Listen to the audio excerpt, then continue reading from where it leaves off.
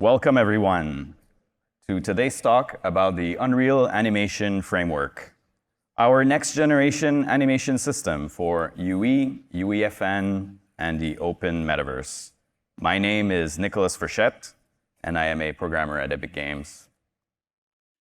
Before we start, a quick disclaimer that the technology shown in the Witcher 4 Unreal Engine 5 Tech Demo is under active development and will continue to evolve in the future. To get us started, here is a quick video of some of the animation highlights from yesterday's demo.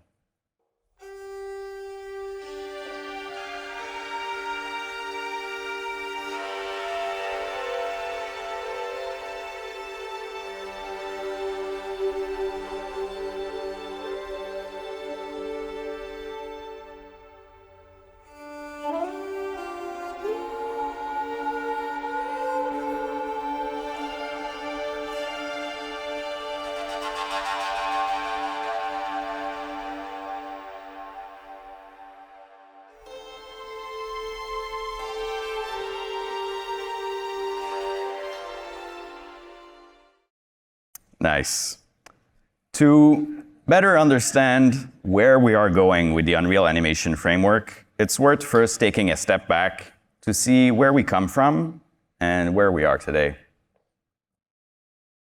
Animation blueprints are 11 years old today. And at the time that we were building it, we had been building games with Unreal Engine 3 for some time, using Unreal Script and simple blend trees. A typical multiplayer match at the time would have had around 10 players, primarily using capsule-driven motion.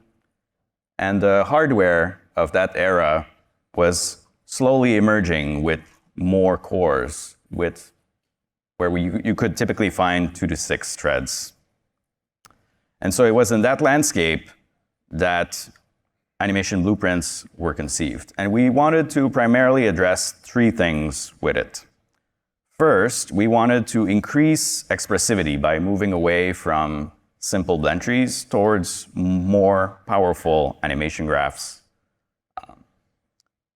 Second, we wanted to unify around blueprints, which were being developed at the time, for a more integrated workflow between gameplay and animation.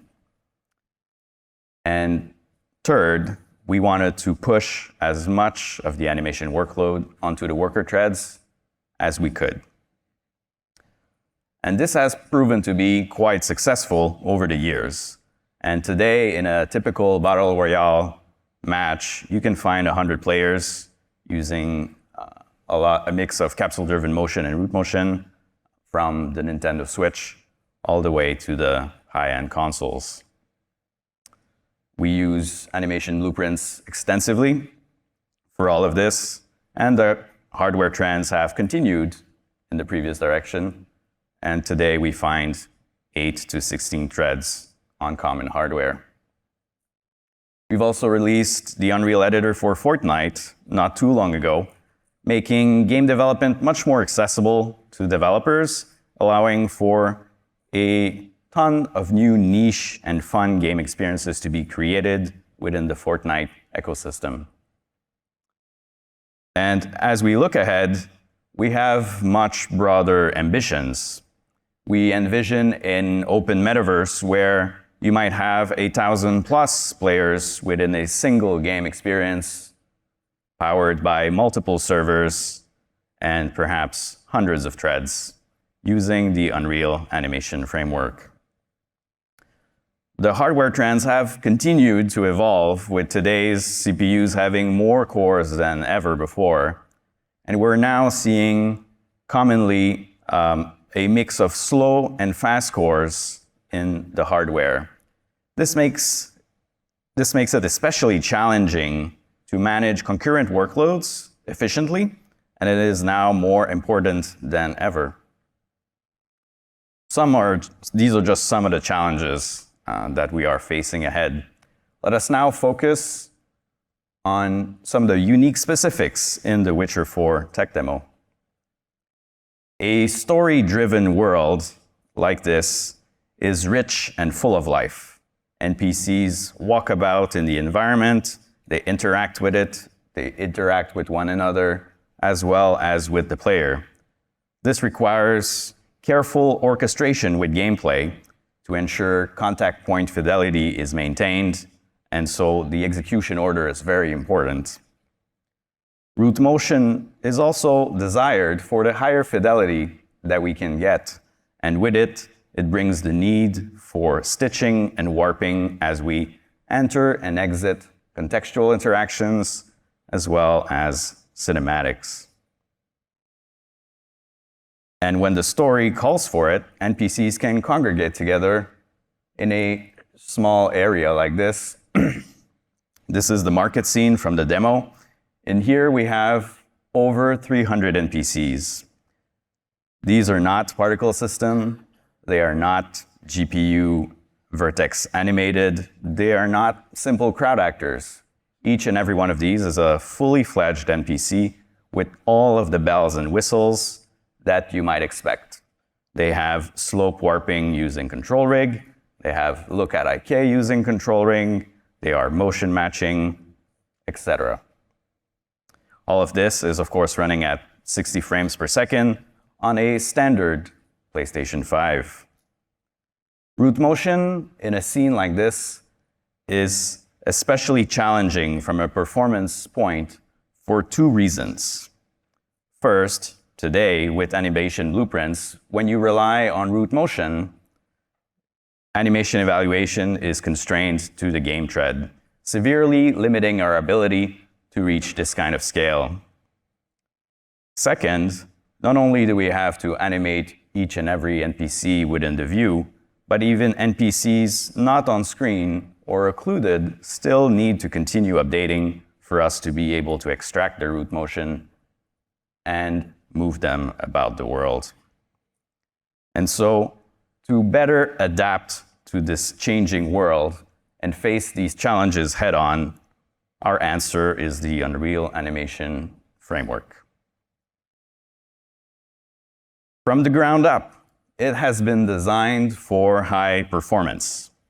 We had a mantra going into this that you should pay only for the features that you use, and this has been our guiding principle throughout development. We've greatly minimized game tread interactions, allowing for far greater concurrency than before, and progress continues with our goal to ultimately remove all game tread interactions. We've also greatly improved how we leverage the CPU cache. This supercharges the single-threaded performance, which is as important as ever, whether you run on a small mobile device or on a single-core cloud server. Today, when a graph like this with animation blueprint is too slow to execute, it is common to manually convert it into native C++ through a process that we call nativization. Thanks to our efforts on the performance front, this is now obsolete and no longer necessary, allowing artists to remain fully in control of assets from conception all the way to final release. Root motion no longer has any performance restriction. It is a first-class citizen, and it works regardless of its source, whether it comes from capsule-driven motion, source animation data, or sequencer. It will flow through the graph like any other attribute, allowing you to warp it and blend it however you choose. We also continue to put a lot of effort into ensuring that you can create small and reusable assets to help reduce contention in source control as your projects grow in scale and complexity. We will be introducing skeleton families, loosening the coupling with skeletons, allowing you to reason about them at a higher abstraction level. For example, reasoning about the upper body, lower body, facial curves, and so on, and the runtime will figure out the specifics of what that means for the particular character that the graph is evaluating on. This will allow for easier asset reuse, such as blend profiles, while still allowing for asset-specific overrides when required. We are also introducing trait-based animation nodes. These are fully data-driven. You aggregate traits in a stack similar to how mass traits are used or entity component systems, and it allows you to create bespoke animation nodes where you need them. And this is really the embodiment of the pay for what you use mantra. If you have a sequence player that does not need to synchronize in a group, for example, there is zero memory overhead, zero CPU overhead for that feature on that node. It is never checked at runtime. It isn't there. It is free. We've also continued and greatly improved gameplay integration, giving you more flexibility in how things execute in relation to one another. And similar to animation blueprints, we have thread-safe variables for input into the system, as well as a thread-safe event-based system for inputs and outputs. All of this comes together under a unified pipeline because first and foremost, this is a tactical evolution of our existing framework. Our goal is to be able to reuse as many of the assets that you have today where possible, such as animation sequences, blend spaces, motion matching databases, and so on. We are bringing control rig and state tree closer together with the rest of the animation runtime as first-class citizens. This will come with a consistent user experience, allowing you to move from one to the other in a seamless manner, allowing you to compose them in new, powerful ways. We've also augmented Rewind Debugger with all the new features of the Unreal animation framework, giving you unprecedented insights into everything that goes on within the animation runtime, from how motion matching selects its animation, how animations are synchronizing together within a sync group, to how they blend together and layer to produce a final pose.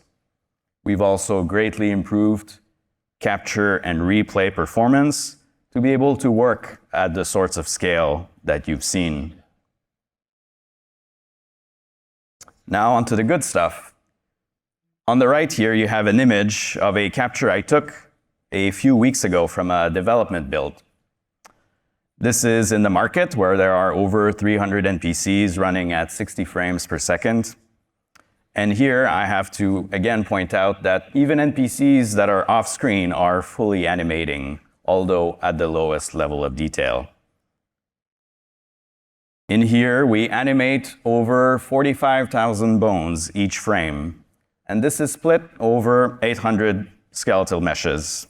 NPCs are built from multiple parts, similar to what you would do today with animation blueprints using copy pose from mesh. The total animation cost is around 52 milliseconds per frame, split over 12 worker threads. As you would expect, NPCs have various levels of details for both visuals and animation. And our cheapest tier runs in about 0.06 milliseconds to 0.12 milliseconds each, while the highest tier with cloth and metahuman facial animation takes about 1.6 milliseconds. We have a budget system to allocate these as you move about the world. And you can see here on the right that the CPU is still idle for a great amount of time. Last but not least, this slide here shows the frame timings for the whole tech demo from start to finish, including the black screens at the start and the end. It's a little hard to see. This is a smoothed graph. At the top, you'll see the smooth blue line there across at 16.6 milliseconds, followed by the yellow line beneath it, which is the GPU time, showing that we are GPU bound, as we tend to be, and as you might expect from the awesome visuals that we've seen. Just beneath it, in the pale blue, you see the game thread time peaking at around 12 to 13 milliseconds there, while smoothed, with the orange and green lines below being the two render threads. And from this, you can see that despite everything we've thrown at the screen, there still remains ample room for gameplay to bring the world alive. And I will now leave it to Samuel to discuss how motion matching interactions were achieved. Thank you. Thank you, Nicola.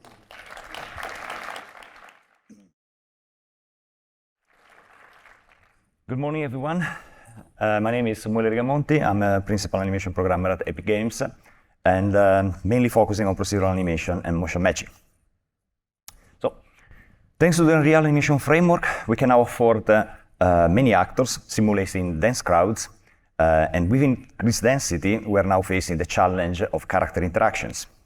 How can we solve them in a simple way that preserves character believability, since character could be walking around, performing whatever the game needs them to do? And how can we maintain budget requirements in check? Well, motion matching already proved to be an effective compromise between performance, as well as being scalable from low-end to high-end platform.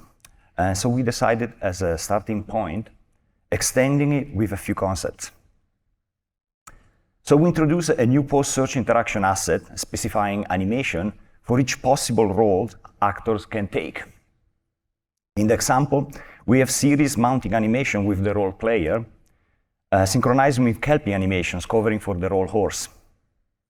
The interaction asset also contains properties about how to calculate and distribute alignment errors. For instance, during gameplay, if actors are not where they should be according to this asset, who do we want to move, Siri or Kelpie? Rule of thumb, a bit of both, but usually the actor that moves the most, that in this case is Siri. Now we group post-search interaction asset in a database, like we would normally do with sequences or blend spaces in a regular motion matching locomotion setup. On the screen, you can see the animation coverage we use for the horse mounting database. And you'll notice that so far, nothing specific to motion matching interaction is here. So let's talk a little bit more about the new concept in the database schema. In regular motion matching, we use the schema channels to tell the system what features we care to match, like feet positions and velocities, and how much we care about them via their weights. For example, translates in sampling the character feet positions relative to the character root bone. But for motion matching interactions, we might want to match Siri's hand reaching for Kelpie's saddle. So we extend most of our channels to support the concept of role. In the screenshot, you can see we're matching the horse position relative to the player's root and vice versa, with their respective roles highlighted. And this is how it looks like from a rewind debugger session, showing some of the evaluated coverage for Kelpie's root bone positions relative to Siri's. You probably see where we're going with this now. Using regular motion matching channels, we can achieve smooth pose and trajectory selections for characters entering interactions, and relying on channels crossing multiple roles to contextually select the best interaction asset that matches the relative positions and orientation of the actors. Let's now look at the setup in Unreal Animation Framework, where through a motion matching trait, every actor publishes its availabilities to participate in one or multiple possible interactions. Availabilities are just pinnable struct specifying what database to use, possible roles, and other conditions for starting the interaction. The trait behaves similarly to the motion matching node we already know, selecting an animation as a result of the search. And since we have spatial information on relative roles, the trait can also calculate the required root motion warp to properly align the actors. Now let's see how the motion matching interaction runtime execution flows. First, all character publishes their availabilities. Then all those availabilities get collected and sorted by the post-search interaction subsystem. Then during its tick groups the actors in multiple islands of possible interactions in different colors on the screen, and generates all the latent motion matching searches that could happen. Excuse me. As final step, the subsystem injects all the required tick dependencies for thread safety and getting ready to perform the searches on the next frame. Now we know the characters, their dependencies, and all the possible searches. We're ready to begin the new frame. With the added flexibilities of UEF, we can use mass in a thread-safe manner to speed up the calculation of trajectories. We then perform the necessary searches locklessly through our motion matching trait and cache them in the subsystem to propagate the result to other actors. We publish availabilities again, and the cycle continues. We'll release in a future version of the game animation sample project an example. But for now, this is what it looks like in action.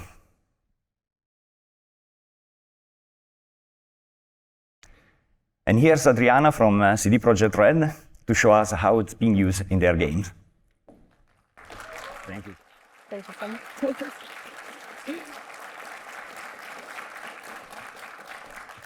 Hi, my name is Adriana Bielak, and I am an animation engineer at CD Projekt Red. Sam introduced a perfect setup because the technology and possibilities that he just laid out speak directly to core challenges that we've been tackling and the ambitions that we have at CD Projekt Red. So what was our core need? When we at CDPR think about building these deeply immersive experiences, our work is often shaped by a few key ideas. You might not find them formalized in a company handbook, but they are definitely a big part of how we approach things. These ideas influence on how we look at new technologies, like the ones Sam discussed, and how we try to push the boundaries of what is possible. So for us, it's felt really important to move beyond the static environments. We are constantly aiming to create our world more believable. And the huge part of it is seeing characters in a dense crowd reacting in ways that feel natural and convincing. Think about our marketplaces and our city streets.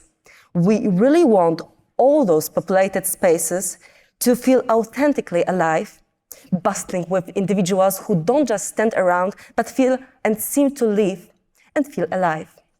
And this is, for us, the foundation to the kind of immersive experiences we are striving for. While polished, good-looking locomotion is definitely essential and something that we pour a lot of energy into, we've come to realize that it doesn't, on its own, quite get us to that vibrant, breathing world I was just talking about. It's often these intricate little details, the subtle, nuanced interactions between characters and the characters and their surroundings that truly make a game world feel alive. And it's this focus on detailed interactions that, we believe, unlocks a deeper sense of realism.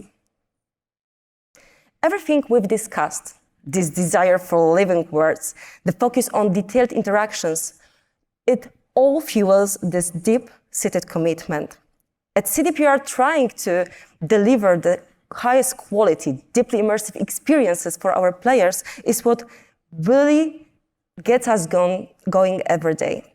So this is the perspective that we bring when we look at new technologies and embrace them. So when we started exploring this new tech that Sam introduced, we decided to begin with some foundational tests. We wanted to really understand its capabilities by focusing on small, but crucial, physical interactions like character bumps. Because, as I mentioned, these details are key to living world. So our very first step was to check how it would work for Siri bumping into static idling with different type of poses, characters, and approaching from different angles in non-scripted way. And now I would like to show you these initial results.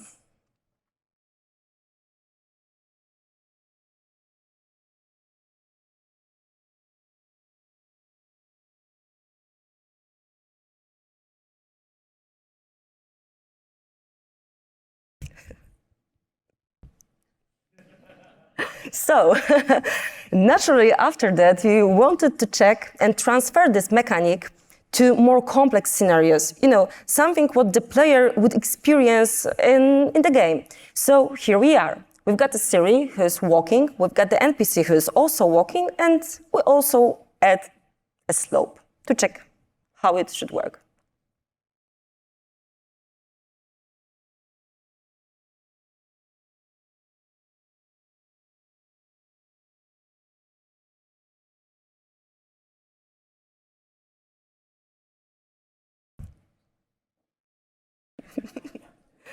My favorite one. All these examples give you an idea how we approached these motion matching interactions. And now I am really excited to present you how all these elements work together, combined one by one in the game.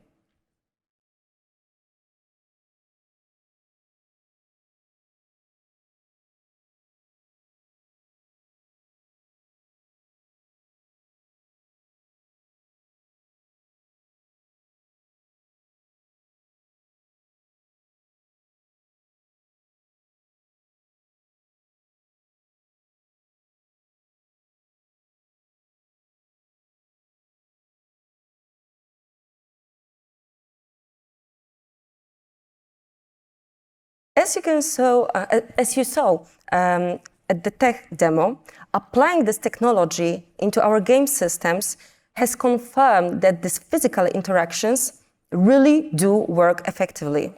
Knowing that this foundation is solid gives us the confidence to look towards the next steps, like enabling in future interactions between two or more NPCs who are working through the world.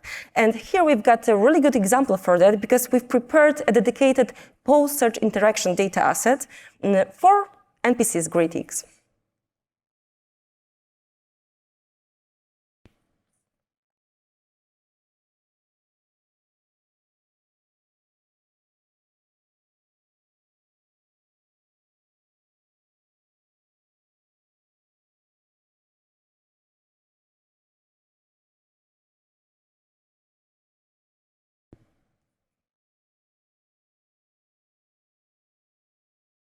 When this motion matching interactions is a huge part to develop for us, now I would like to shift our focus for a moment to motion matched single character animations, because here we also have some really nice improvements with UE5.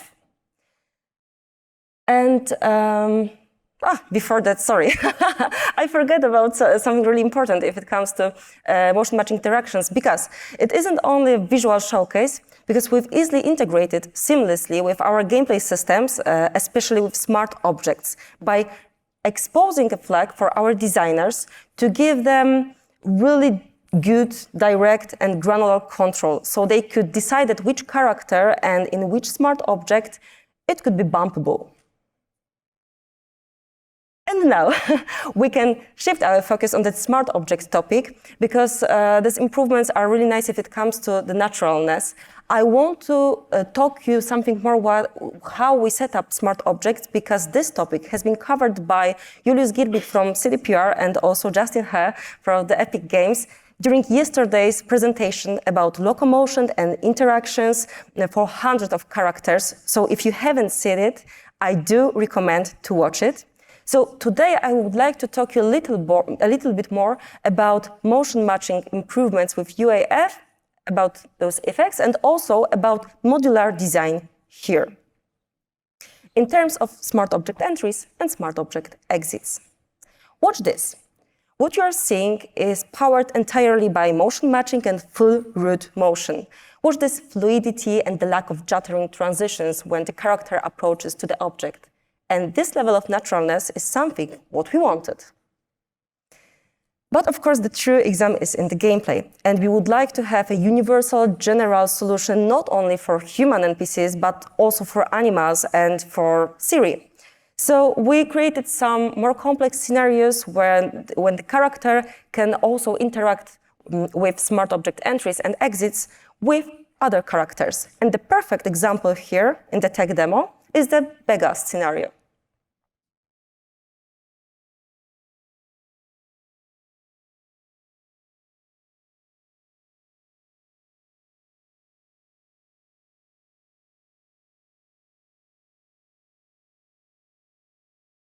And behind that, there's a more flexible technology implementation.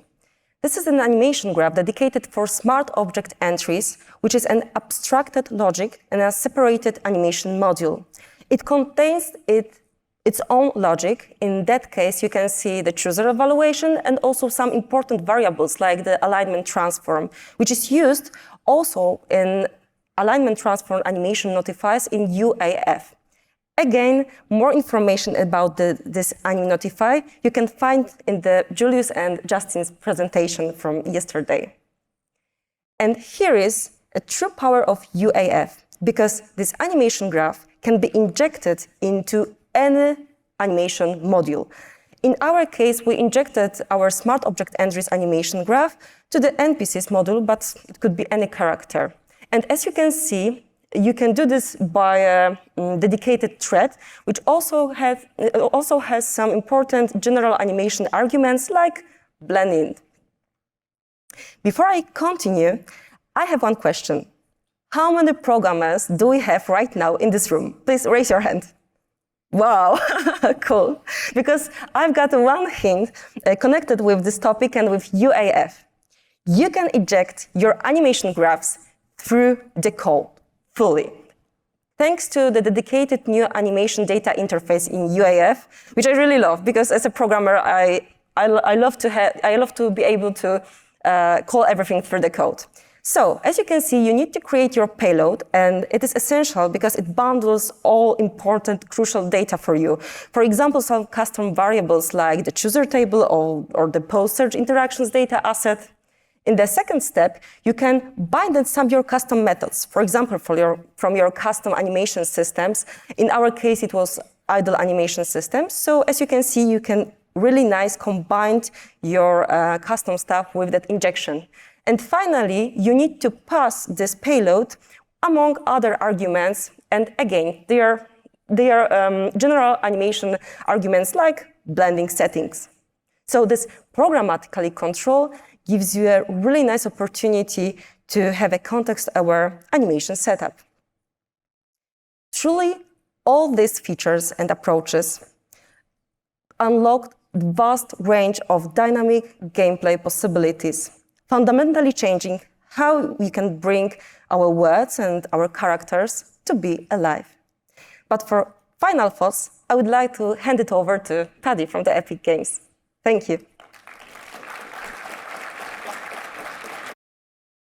You did great. Hello. I'm Paddy Walker, Technical Product Management Director for Runtime and Gameplay Animation, and I'm going to say basically all the same things that they just said, just sloppier and faster, to summarize the main points that we want you guys to take away from this presentation. So, performance was our real pillar that we had to nail. We had to get that correct over anything else. And we needed something to really push and make sure that we were actually able to do that. And I mean, what better than The Witcher 4 and sort of what they were trying to do and where their goals were. And I think not only have we learned a ton from this, but it's going to guide a lot of our development going forward.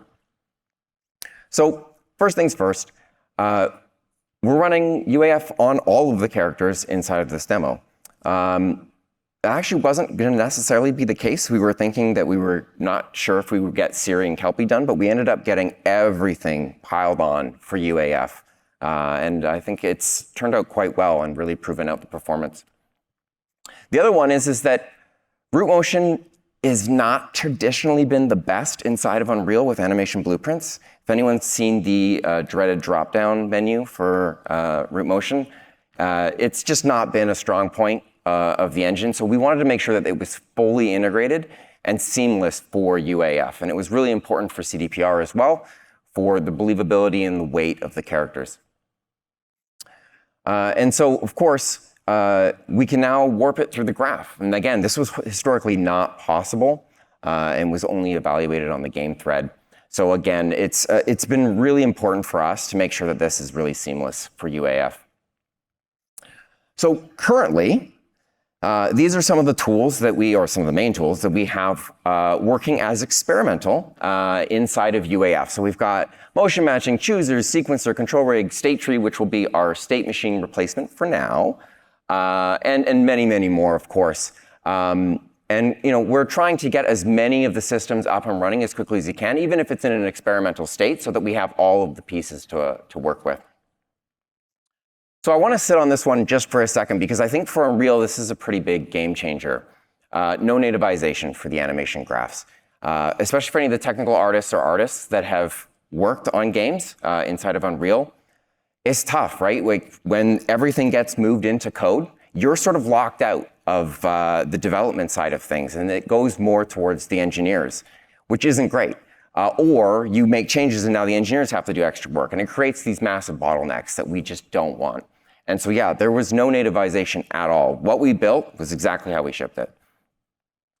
And we weren't able to scale this to this many characters and this level of complexity with animation blueprints. And I can say that for a fact because we actually built most of this demo with animation blueprints first before we converted it over to UAF. So we were sort of doing both of them at the same time. So we know for a fact that it was not able to scale, and that this was a big one for us.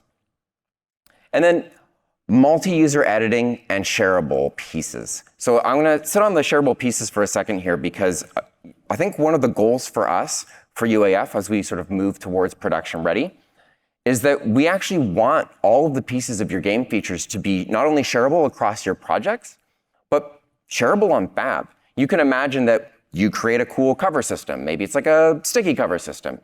And you want to publish that onto Fab so that somebody else can grab that piece and drop it into their game. That's what we're trying to build with UAF. And we're trying to make that as seamless as possible as well. So the Unreal Animation Framework, or UAF, is experimental in UE 5.6. But I do want to call out that we are early experimental. We're only focusing on performance mainly for this, and a lot of the artist workflows and just workflows in general need a lot of love, and that's going to be one of our main focuses moving forward. So please be patient with us, but we are working really, really hard on this.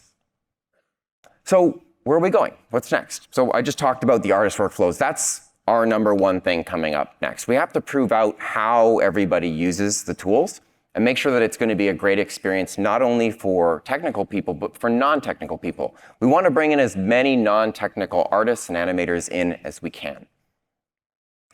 Then we got to build out all the core tools. So I sort of listed out some of them there, but there's some key ones that we don't have currently. Stuff like layering, where you want an upper body, lower body split, and all the tooling around that. We want to really revamp that entire sort of system inside of Unreal, and so we've got some work to do there.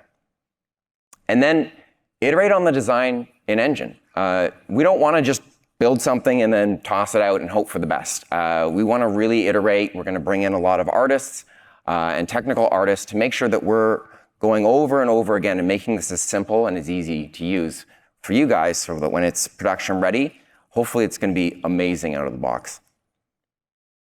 And then finally, I think this one's really, really important. We have to provide concrete in-engine examples of everything that we want to do, including a lot of the stuff that we did in this tech demo. So I do want to sort of make a little quick note here. For 5.6, we did not update the game animation sample project because we were super busy working on all of this, which is a bit of a bummer, and I apologize. But we will be back for 5.7. And we will have examples not only in animation blueprints, but also in UAF of a lot of the stuff that you've seen inside of the tech demo, obviously sans the IP. Yeah, we're going to come back a bit stronger in 5.7 and make sure that we have a lot of examples for you to use, dissect, and then, of course, give us feedback from. And with that, thank you.